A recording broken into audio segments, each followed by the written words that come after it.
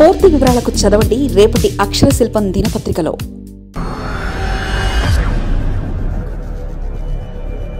మనం high BP భారతీయులం. భారత్కు అధిక రక్తపోటు. భారత్లోని అధిక రక్తపోటు బాధితులు ప్రతి ఇద్దరిలో ఒకరికి ఛాన్స్ ఎక్కువగా. భారతీయుల్లో గతంలో పోల్చుకుంటే ఆరోగ్యం పట్ల శ్రద్ధ పెరిగిందనేది వాస్తవం. యోగా, వాకింగ్ వంటి చర్యలతో ఆరోగ్యాన్ని కాపాడుకునేందుకు ప్రయత్నిస్తున్న వారి సంఖ్య క్రమంగా పెరుగుతుంది.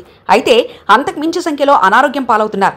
ఎన్ని జాగ్రత్తలు తీసుకున్నా ఆధునిక జీవనశైలి, ఉద్యోగపరమైన ఒత్తిళ్లు యువతను సైతం రుగ్మత పాలు చేస్తున్నాయి.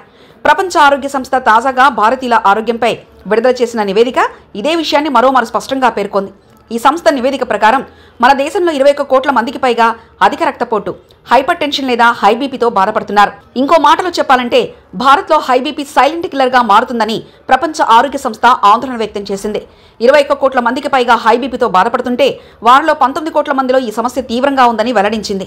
ఈ ముప్పును తగ్గించేందుకు ప్రజలకు ప్రాథమిక సంరక్షణ స్థాయిలో గుర్తింపు, చికిత్స, నియంత్రణకు చర్యలు అందుబాటులోకి తేవాలని ప్రభుత్వాలను సూచించింది.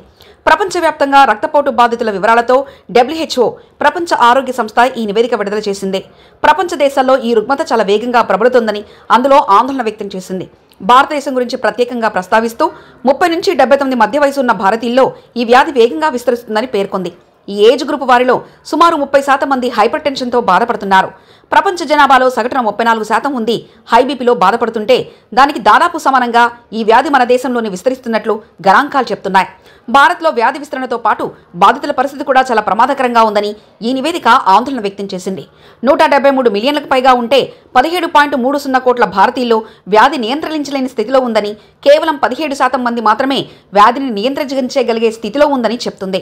ప్రపంచ స్థాయిలో 1.4 బిలియన్ల ప్రజల్లో హై బీపీ సమస్య ఉన్నట్లు రిపోర్టు వెల్లడించింది. హై బీపీ సమస్య మరికొన్ని రోజులు తీవ్రమైన వ్యాధులకు దారితీస్తుంది. దీన్ని తగ్గించుకోకపోతే గుండెపోటు, స్ట్రోక్, మూత్రపిండాల వ్యాధి, పెరాలసిస్ వంటి ఇతర వ్యాధులు వేగంగా సంక్రమిస్తాయని వైద్య నిపుణులు చెప్తున్నారు. బీపీతో బాధపడుతున్న వారి సంఖ్య వేగంగా పెరుగుతుండడానికి ప్రధాన కారణం సకాలంలో గుర్తించి చికిత్స, ఇతర నివారణ పద్ధతులు పాటించకపోవడమే. ప్రతి 5 హై బీపీ బాధితుల్లో ఒకరు మాత్రమే సరైన మందులు తీసుకుంటూ జీవనశైలిలో మార్పులు చేసుకుంటూ వ్యాధిని నియంత్రించుకోగలుగుతున్నారు. నిర్లక్ష్యం చేసేవారు, అదుపులో పెట్టుకోలేని వారు లక్షల సంఖ్యలోనే అకాల మరణాలకు గురవుతున్నారు. తక్కువ మధ్య ఆదాయ ఆర్థిక వ్యవస్థలున్న దేశాల్లో ప్రజలు ఈ వ్యాధి కారణంగా ఆర్థికంగా కూడా చితికిపోతున్నారు. ఫలితంగా గత 5 ఏళ్లలో $3.7 ట్రిలియన్ ఆదాయాన్ని ప్రపంచ దేశాలు కోల్పోయినట్లు అంచనా వేసింది. మన దేశానికి సంబంధించి Indian counselling of medical research అధ్యయన వివరాల ప్రకారం ఆహారపు అలవాట్లు రక్తపోటు పెరగడానికి కారణమవుతున్నాయి. చాలా మంది ఆహార పదార్థాల్లో ఉప్పు ఎక్కువగా వేసుకుంటారు. ఆ అలవాటే కొంప ముంచుతుంది. అలాగే కారం, మసాలాలు అధికంగా దట్టించి స్పైసీ ఫుడ్ను ఈ కాలంలో పిల్లలతో పాటు పెద్దవారు కూడా లొట్టలేసుకుంటూ తింటున్నారు. ఇటువంటి ఆహారాలు బీపీతో పాటు ఇతర రోగాలను తెచ్చిపెడతాయని తెలియక కొందరు, తెలిసినా జీవ చాపల్యాన్ని చంపుకోలేక ఇంకొందరు అడ్డు అదుపు లేకుండా తినేస్తున్నారు. వీటి ప్రభావం వల్ల కొన్నేళ్ల తర్వాత కనిపిస్తుంది.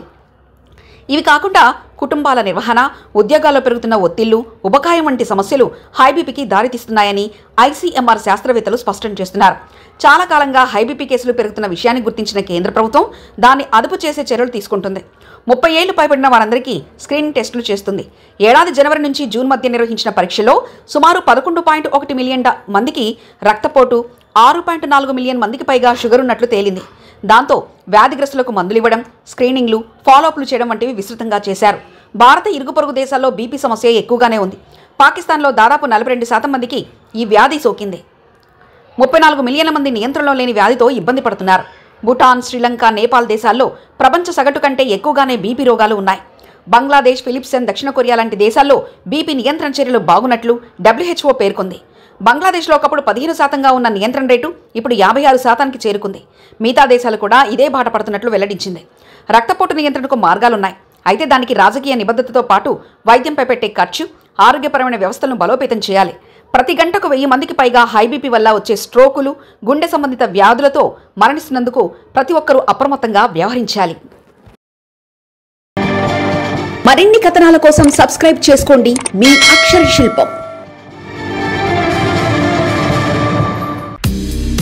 పూర్తి వివరాలకు చదవండి రేపటి అక్షర శిల్పం దినపత్రికలో.